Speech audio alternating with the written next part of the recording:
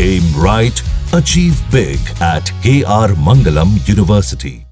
उत्तराखंड के उत्तरकाशी को आसमानी मार ने ऐसे घाव दिए हैं कि वो 48 घंटे से सिसक रहा है। मलबे के बीच जिंदगी बचाने की जंग चल रही है। पूरी देवभूमि टूटती दरकती चट्टानों के चंगुल में फंसी हुई है। हिमाचल में बादल फट रहे हैं, पहाड़ के हिस्से ताश के पत्तों की तरह बिखर रहे हैं। मैदानी इलाकों में भी मूसलाधार बारिश मुसीबत बनकर जिंदगी को मुहाल बना दे रही है। शहर शहर सैलाबी चक्रव्यूह है और तबाही भयंकर है। उत्तराखंड से लेकर हिमाचल और बिहार से लेकर उत्तर प्रदेश तक अगस्त में चौतरफा आफत की हर तस्वीर इस एक्सक्लूसिव रिपोर्ट में। एक और हो जा रहा है, दोनों जा रहा है, एक हो जा रहा है, एक हो जा रहा है। ये पकड़ा भी गले तो इन्हें भेगा तो पकड़े अभी, ये अभी यहीं पकड़े गए। ये तस्वीरें देखकर आप प्रलय की प्रचंडता का अंदाजा लगा सकते हैं कि हर्षिल में 5 अगस्त को जब बादल फटा तब मंजर क्या था। ये आदमी देखो भेगा तो निकल रहा है इससे। हम धरना मनाने गए थे ना, जो मस्ती है। ये पकड़ा भी गले इन्हें भेगा तो पकड़े अभी, ये अभी यहीं पकड़े गए। हेलो, आदमी तायपुर हम देखने गए थे ऊपर को मुखवा, तो सब आदमी भेगा। पुलिस वाले भी हमारे सामने देखो कितने भेड़ निकल रहा है। सैलाब में कई लोग बहते नजर आ रहे हैं। आसपास के लोगों का शोर शराबा सुनाई दे रहा है। इन्हीं लोगों ने ये वीडियो बनाया है। हर्षिल में जब सैलाब इन लोगों को बहा कर ले जा रहा था तभी वीडियो बना रहे लोगों ने फोन पर इसकी सूचना एनडीआरएफ को दी। फिर एनडीआरएफ के जवान हेलीकॉप्टर से पहुंचे और सैलाबी चक्रव्यूह से इन लोगों का रेस्क्यू किया। बादल फटने से सबसे ज्यादा तबाही धराली में हुई है। धराली में मौसम की मार के बीच रेस्क्यू ऑपरेशन युद्ध स्तर पर चल रहा है।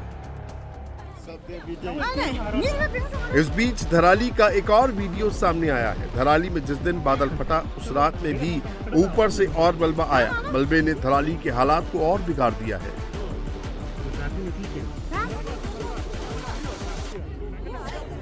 धराली में जगह जगह मलबे का ढेर लगा है, जिसकी वजह से रेस्क्यू टीमों को भारी परेशानी का सामना करना पड़ रहा है।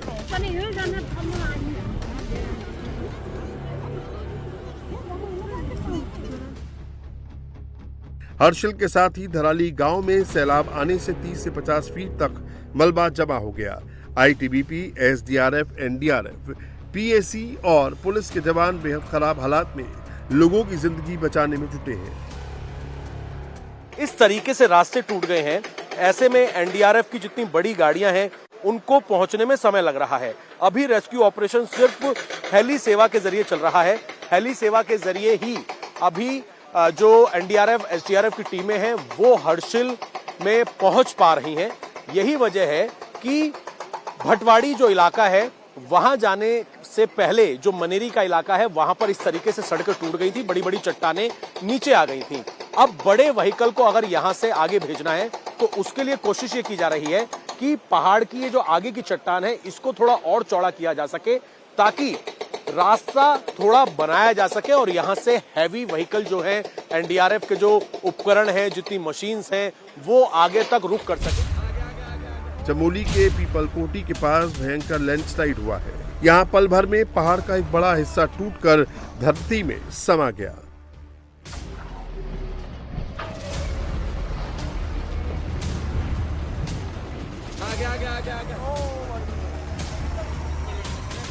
लैंडस्लाइड के बाद कुछ देर के लिए बद्रीनाथ हाईवे पूरी तरह से बंद कर दिया गया। पहाड़ी टूटने से टेलीकम्युनिकेशन सर्विस पर असर हुआ। प्रशासन ने इस रूट से गुजरने वाले लोगों को फिलहाल सुरक्षित स्थानों पर रोक दिया है। पहाड़ी का हिस्सा नीचे गिरने से 30 मीटर तक सड़क को नुकसान पहुंचा है। जोशीमठ में भी पहाड़ टूट गया। जोगीधारा के पास पहाड़ से बड़ी चट्टान टूटकर सड़क पर आ गिरी। ऊपर से गिरा पहाड़ का टुकड़ा इतना भारी था कि ये सड़क को तोड़ते हुए नीचे जा गिरा। तस्वीरें देखिए, चट्टान कैसे खंड खंड होकर नीचे गिर रही है। पहाड़ों के बीचों बीच से मलबे का सैलाब नीचे आता दिख रहा है।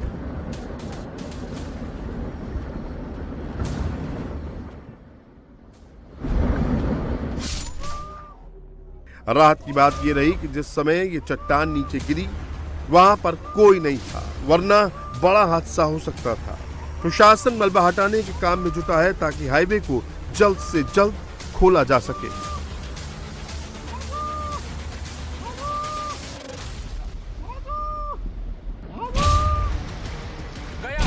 पौड़ी में पुल गिरने की तस्वीरें भी सामने आई हैं। NH 309 पर कलगड़ी के पास भारी बारिश से पौड़ी रामनगर रोड पर बना पुल टूट गया। पुल के टूटने से इस इलाके का दूसरी जगह से संपर्क पूरी तरह टूट गया है। गया पुल जाने वाला। तेज बारिश के चलते पश्चिमी नयार नदी उफान पर आ गई है, जिससे पुल ढह गया। गांव वालों के मुताबिक ये इकलौता पुल है जो कि 2 विकास खंडों को पौड़ी हेडक्वार्टर से जोड़ता है। पुल के ढह जाने से आने वाले दिनों में ग्रामीणों को दिक्कतों का सामना करना पड़ेगा। प्रशासन ने यात्रियों से अपील की है कि वो दूसरे रूट को फॉलो करें। बारिश से बिजली आपूर्ति और मोबाइल नेटवर्क भी ठप पड़े हुए हैं। पुल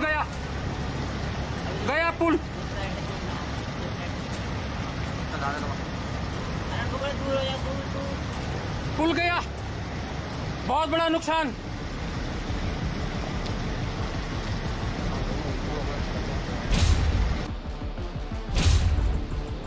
उत्तराखंड के अलावा हिमाचल प्रदेश में भी मानसून सितम ढा रहा है। राजधानी शिमला के रामपुर में भारी बारिश के बाद देर रात बादल फटा। बादल फटने से पूरे इलाके में तबाही मची है। पहाड़ों से पानी आता देख पूरे इलाके में हड़कंप मच गया। लोग इधर उधर भागने लगे। पानी के तेज बहाव को देखते हुए लोग अपने घर छोड़ सुरक्षित जगहों पर चले गए हैं। रात 10 बजे जब लोग सोने की तैयारी कर रहे थे तब अचानक स्लेटी खड्ड में बादल फटने से पानी का बहाव बहुत तेज हो गया और बाढ़ जैसे हालात बन गए। दरअसल बठेड़ा पुल को खड्ड में आई बाढ़ से नुकसान हुआ है। शांदल गांव की स्लेटी खड्ड 3 पंचायतों से होते हुए नोगली तक करीब 5 किलोमीटर लंबी है। बादल फटने के बाद आसपास के इलाकों में तबाही का मंजर है।